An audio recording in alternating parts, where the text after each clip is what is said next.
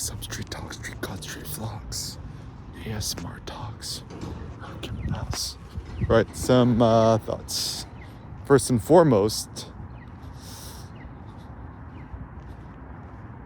is Kim the first productive person to have actually been using the iPad Pros productively and creatively? I think so. I'm the only one who actually vlogs on an iPad Pro. Good morning. The big secret is use the small one, the 11-incher. I have the M1, M2's out. Sure, the M3 is going to come out soon. Just hold out, guys. 720p ultra wide mode facing yourself seems fine. And what I actually find very interesting about vlogging on iPad Pro is, if you look at the marketing material, apparently the microphone system on it is insanely good.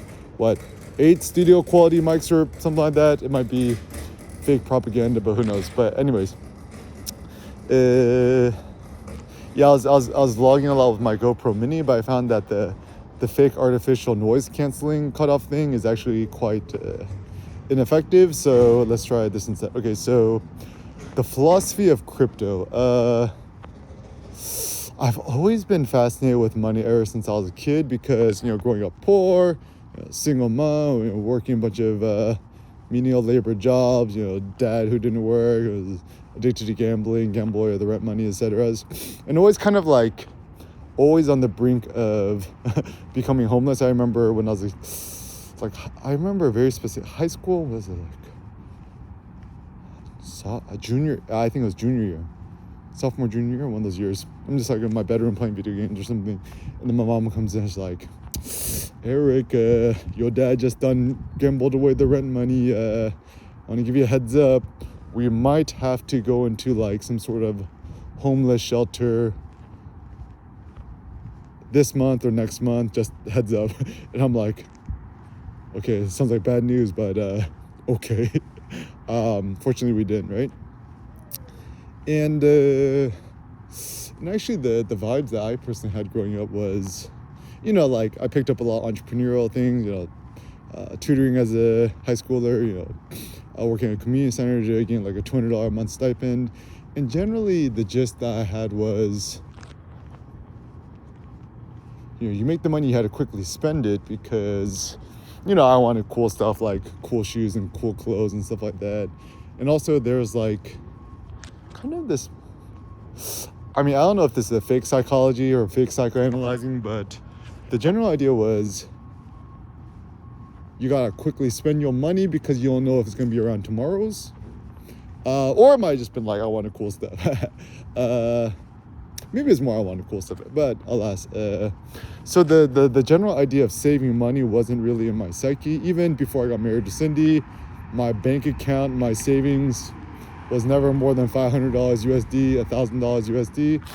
I think I'm very grateful for Cindy's mom and family. This is the other extreme, is a refugee family that fled Vietnam, post-Vietnam War, fall of Saigon. Cindy's family is part of the boat people. Cindy was born in a refugee camp in Pulau Bedong, Malaysia. And so kind of growing up, the whole idea was to be maximally frugal as possible. And even things that I learned about Cindy's mom, the family, right? It's not really a money thing, but it's kind of a morality, ethics, virtue / evil thing. So for example, one thing that I always did is I always like to keep the lights on, but then Cindy's mom would always turn them off and tell me to save electricity, to save money. And then, my indignation was this literally, even if I ran this on the whole day, this literally costs less than a penny, right? But I think the difficult thing is, for Cindy's mom, family, and a lot of people, right? It's not really a money thing. It's kind of more of a moralistic, ethical worldview thing. Is that if you fast forward a bit, it's if you're wasting money like this, you finna go to hell, is the idea, right? But if hell don't exist, right? But anyways, so like even over the years, like, listening to too much Kanye rap music, Jay-Z, Lamborghinis, whatever, right? So another thing that people don't understand, right, is how much music and culture shapes perception and stuff like that. So for example, like even now in the public consciousness, people don't really have interest in Ferraris. Like I don't even think kids even know what a Ferrari is, right? It's all about Lamborghinis, right? Lambo, drive the Lamb. I mean, part of it too is that like, I think just like on a kind of more of a objective perspective, Lamborghinis just look way better. I think in terms of design, much more angular, more wedge shaped, like jet fighter. Look cool. They got the Lambo doors. I don't think Ferraris have the Lambo. Do Ferraris have the Lambos? No, they don't have the Lambo doors. And so like, it's not, essentially Ferraris aren't flashy enough. And I mean, I kind of want to watch that new Ferrari movie that's coming out with Adam Driver or whatever's. But it seems that Ferrari, it's kind of like this like weird club. Is that like, even if you have a bunch of money, you can't just go out and buy a Ferrari. You need to like go through some sort of vetting process. Super annoying. Even apparently people in the early days of when Ford started selling their Ford GT car, like you had a promise not to resell it within a year or two or something like that. But alas, I think now that ChatGPT, DALL-E 3 is out, finally my car design ambitions have come to life. Like I've made so many cool car design hybrid ideas. Just get the ChatGPT premium and design your own cars. And the fascinating thing is once you start designing your own cars, I no longer have an interest to actually buy the cars because I felt like I already done designed it. And when you already done designed it, it feels like you actually own it. It's actually a really fascinating thing. It's so ownership is a mental thing. And oh man, even thinking about maintenance, right? I'm all about the maintenance free or maximally minimal maintenance possible lifestyle. So for example, I have a 2010 Prius, right? The oil change light annoying thing comes out. It's like oil maintenance required soon. Oil maintenance required soon. It was like nagging me like 20 times. I'm like, oh, finally I'll get a effing oil change. I'm like, okay, should I do this myself? Because I used to do it back in high school myself. When I had my old 1991 Sentra SER, the two-door coupe, SR20D engine, legendary, 5-speed manual transmission, obviously. And then I'm like, okay, let's see how you do the Prius. Get the jack, get the oil. And I'm just like, oh man, this seems like way too much of a hassle. It's like, because A, I don't have any of the parts. B, I'm like, oh, good. And then the most annoying part is actually once you drain the oil, you actually had to package the oil and you have to take it to like a Kragen or a AutoZone to dispose it properly. Like I'm not like that into the environment, but I'm like, the fact that some people take the old motor oil and pour it down the drain or the sewer, I'm like, yo, that's just like a crime against humanity. That is terrible. Like, so anyway, it just seemed too much of a thing. And then there was like a local Valvoline, and Cindy had a 20% off coupon. I'm like, let's check this out. And and then I was like, oh, I want to get full synthetic. And they're like, all right, that's gonna be like $120. I'm like, $120 for oil change. It's like highway robbery. But then ultimately I did it and paid for the convenience, and I'm actually happy that I did. And still pay. And then we got the coupon, so it was only about like $100 out the door. And they also filled up the window wiper fluid, which is a good deal. And it's kind of interesting because ultimately paying for labor and convenience is probably the best way to use money. And even the upside of renting and also having a smaller apartment, people are like, oh, you want to buy a big ass house? I'm like, yeah, but who's going to vacuum and clean it and mop it and restock all the toiletries, right? So, oh, you just hire a maid or a cleaner to do this. I'm like, having to manage a cleaner and a maid is actually more work than worth it. Even when we were living in Southeast Asia, Cambodia, Vietnam, we had a full-time cleaner maid. But even having a full-time having a full-time maid and cleaner, having to maintain them was it just adds more things to add to your schedule. Like you had to wait for them to show up, you gotta let them in, you know. This kind of it's just kind of more effort than it's worth. So yeah, I think ultimately my generalized thought is having to do more managing of other people is also more work. Also, the good thing with renting is, I forget who said it, Cindy told me that it is like the costs are fixed. Like there's gonna be no aha got you monies, right? So super predictable. Oh, so if you're curious, we're like trying to find places on Zillow for forevers. Then out of nowhere, Cindy's just trolling Zillow super late at night.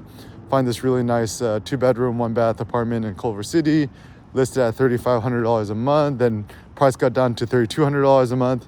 Immediately messaged this guy Mike Tatum. I hit him up, and then then yeah, he's like, yeah, you look good, and I'll fend off everyone else, and then boom, signed the lease.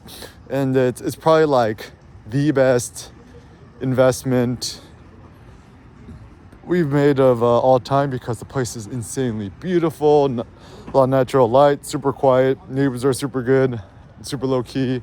And this is actually the funny thing with real luxury. I found that like real luxury is not marketed as luxury. Real luxury is like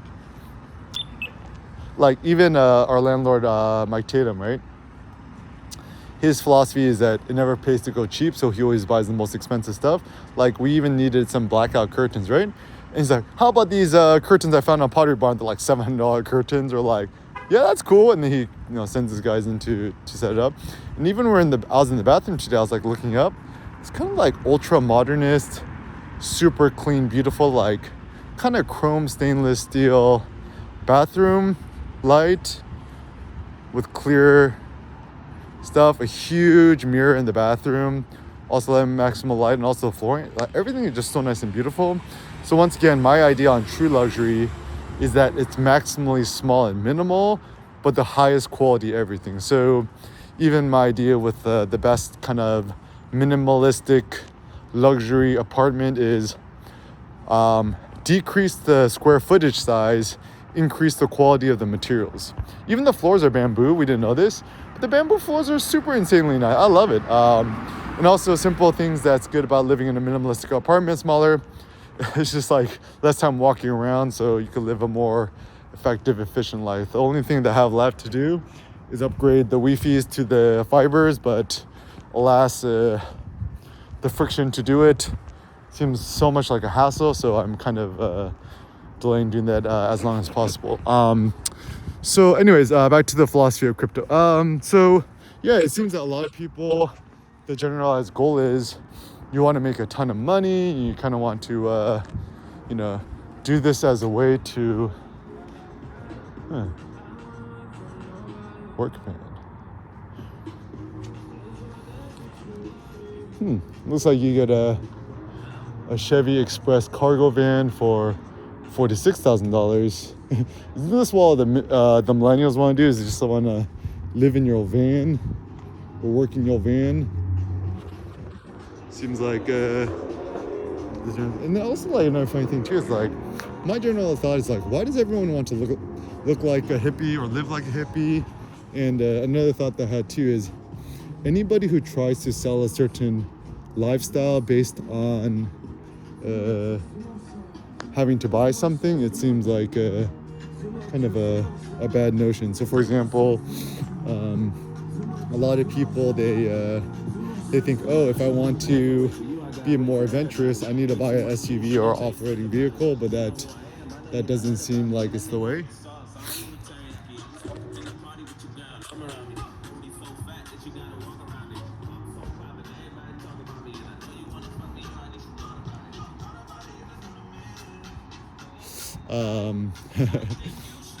Another funny thought too is, looks like oh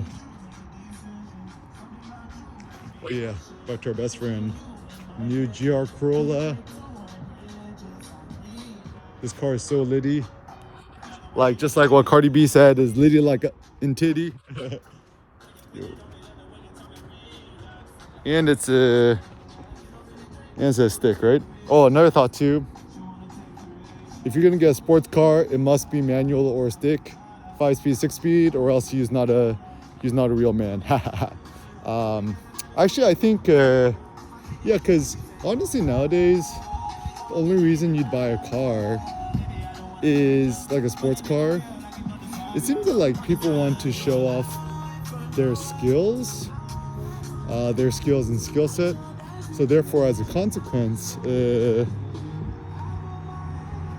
having a car that actually requires some sort of, at least a base level amount of skill. Looks like someone traded in a Bronco. That means it's not a good car. How much is listed at? Wow, $60,000. Rip off. Wait, which model is this? Wild Track. Yeah. So the funny thought is that like you buy a off-roading car and then somehow that'll make you more adventurous. Seems like kind of a foolish way of thinking. So I think it's funny, a lot of people are into this like van life or overlanding trend, but it just seems like a massive waste of money. Just better to just take the old random car you already have and actually take it on adventures, and rather spend that money on Airbnbs or travel to actually go. Because actually the funny thing is, people buy these overlanding cars as aspirational. It's like, oh, I'm gonna go off-roading. First of all, off-roading kind of sucks. It's like super bumpy, super vomit-inducing. It's not fun and pleasant. And B, the maintenance on these overlanding vehicles is ridiculous with the shocks. And even this like overlanding people, or sorry, van life people, it's like, if you have a bathroom in your van, it's got to drain out the sewage. It seems like just drive your random whatever car you already got and then just use your shower at home, right? And I think the reason why a lot of people fall victim to these kind of lifestyles is they just don't know what else to do with their lives, and it's obviously aspirational. Okay, so going back to crypto. So yeah, I think crypto is interesting because, I mean, crypto never sleeps. It's trading every single millisecond, every single hour. Another thing that's interesting I learned from Michael Lewis, Flash Boys, even the more recent Going Infinite book, is that so much of the market right now is automated by bots and algorithms. And there's actually fewer human beings actually engaging on it than you think they are. And therefore, as a consequence, a lot of market changes and fluctuations should not be trusted or predicated on human judgment, but rather thinking that somebody just programmed some dumb bot. So if you read Going Infinite, you can see how Sam Bankman-Fried, when he was like 26 years old as a trader at what's the place called? Jane Street Trading, whatever's. Like there'd just be some lazy investor somewhere that he would buy, ETFs from South Korea and then later buy Japanese ones. So there'd always be a pop in prices. And then Sam reverse engineered it, making the firm a bunch of monies. The numbers are interesting. It's like first year made 300,000, next year 600,000, next year 1 million. And he's like asking his partners like, how much could I make potentially working? He's like, oh, you could definitely make at least $73 million a year.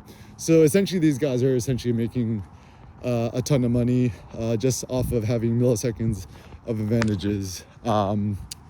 So yeah, it seems like crypto speed is the name of the game, but still just think insanely long term. This is my general bullish thoughts over the long term. Just think to yourself, in the next 30 years, is more people going to be using crypto or fewer people going to be using crypto?